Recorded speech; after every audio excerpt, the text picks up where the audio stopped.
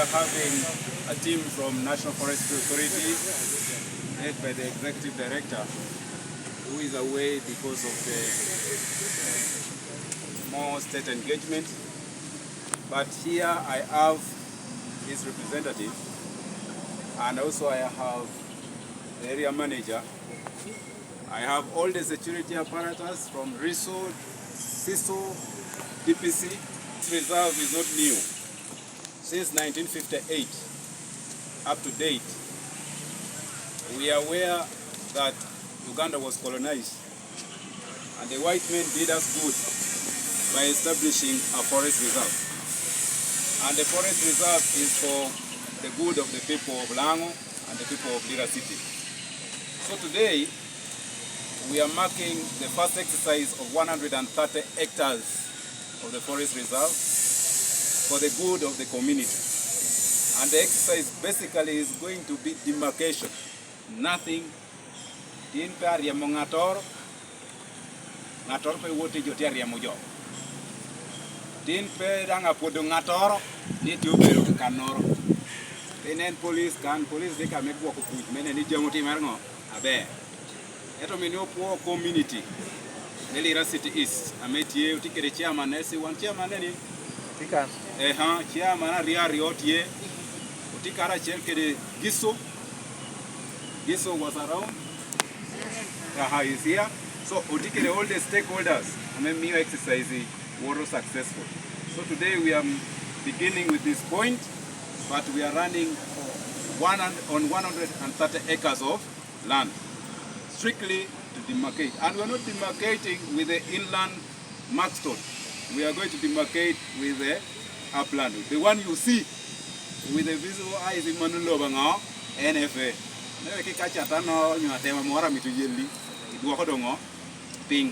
So allow me, the DPC, you come around by symbol. I start this for God and my country. I think we're not wrong for Pura there. DPC. Aha. I've washed our hands.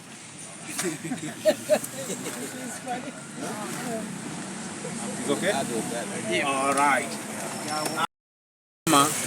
Ma ko ko welan gi kereno keneto NFA na haketo bungi menu mirberi 130 acres no tie me konyo me protecting o wetland me protecting yamu ametia donyi factory wek beda me ti elke na metimongo me jo Lira City ti kara shelkere. But also ineno me keto this forest reserve in 130 acres niro kony me wani bedo ke na recreation center. Kanaka jo bino, jo romo beriye, jo te galo wangi, jo te bere chalari ayom. And this is an income for the people of Lira City. 1 year poti pending ka e komchenta monungu board government. Eto Lira City miro pedikare menungu chente from local revenue. Now ka recreation center tie. Ka wano tikere kana mejo berio e kanu jo binenu jomi moga mo chula. Muruni revenue agamente me Lira City timungo amede.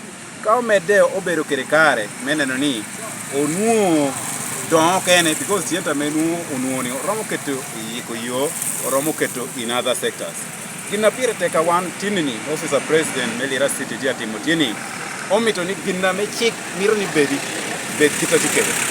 Wano tikere jo apola metamoni chikbe chik obero gina wan to dan binu mumot. Gina pire teka one tilo do momito kano oyab wan lobo amo bero me agamente ina mitore tikere machines gi jangutuni ke kan obedo kana miro wano chahiyo. Now ka wano chahakano ti jammo kena bini iyo anioni NFA kopo kirango amoro ke the stakeholders amedo di affected. Eto manupeti tino bedo demarcation. That demarcation tum abedo dialogue. Ka dialogue tum rene no kirango ame chako this demarcated land jaherkede. So kope jo kene otimo ngo jo kene man petini no madot. But I have a strong warning. Oro titagamente kara jekero wike. Ni lobo tia to pe jo ario jo kwana riek kede jo ame tichende chingi. And as Lira City, we shall not stand to watch. As government, we are here to protect the local poor, the local person. Ni ginna me miro konya tedero miro konyo atedero. Kayi ni bero ngato kwano amenyo chik amenyo kitame loba gamente po nuo kere nyu nuo kere. Yin konjo ametie penyo menyei. Ete gumaraj ti jo ametiu kere this opportunity to perpetrate memi yukuri community mongo waranyim at the expense of the community. Mario obero ngata meti kere chente mere. Ametamoni is at will. Ne will luginoro ken iloboni. Ti jama will le kere jama pe will le. Jama will le tieni no lobo yore chalari abe. Eto jama pe will le obero jama mobero ma kadi yini will ko eto niro mora chiel ngata obi gama ko kwene ichi. So the message is very clear. We are here for peace. We are here to demarcate, but we are here to protect the people of Lira City and their property. Because Mano Berujama Jongo is not NFA. NFA is an institution put by government to oversee and protect. These are the property of now of Lira City. And we should have the spirit. Yama mo bekobani bunga government is a lie. Bungo bere bungwa pien yama wano weyo. Yai bung. Kota chwe. Yai bung. Awor ma chenen kun kita ping liet kero ngora nu buru noro. Pilira ping. Ela mani jari kanu bung tie akot tie. Ko bere chalari. Ko bere yot. So it is very important for us to appreciate the environment and respect the environment. Enter Chalo Officer President, one mirukoni, ere bini chendi ni moro for compromise. Ere bini tamoro natani illa ko ginna jeti yeni. Ginna wano mitukati yore chalari. Abe. Amera protect the hiwa, kerinyo tenowa, mwahabu, obame dugu. I work for National Forest Authority. I'm the range manager for Atu Range covers the Gulu and Lira sub-region, actually in the Lango sub-region. So like the Deputy RCC has explained, we are here for the exercise of redemarcation the boundary reserve of Lira Central Forest Reserve. And this Central Forest Reserve is managed by National Forest Authority on behalf of the people of Uganda. So it is not Forest Authority's land, it is for all the people of Uganda, and the government is holding in trust for the people of Uganda. So for that reason, we are trying to redemarcate, because this boundary has been demarcated some time back. But of course, the physical infrastructure, you can see, we don't have visible infrastructure, which is where the boundary is. So ours is to trace the original boundary, and we now mark it with the pillar. So that is the exercise we are doing, and purely ours to demarcations. We are not going to remove people from the forest reserve.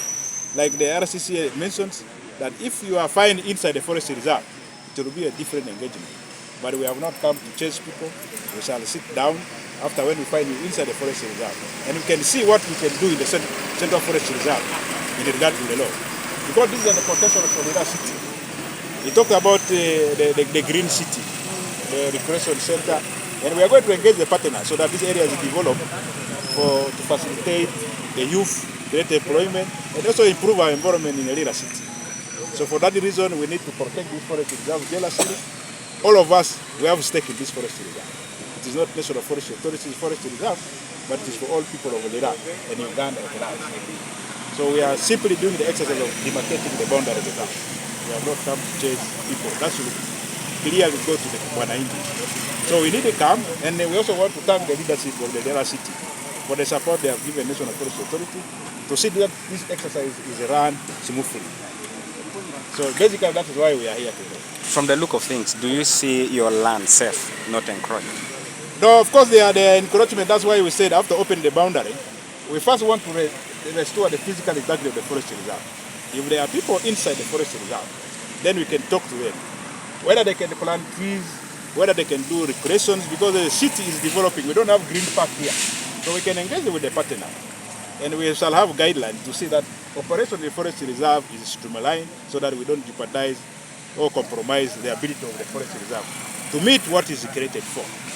So that one we shall handle it when the time comes. But for today, is we want to just protect the environment.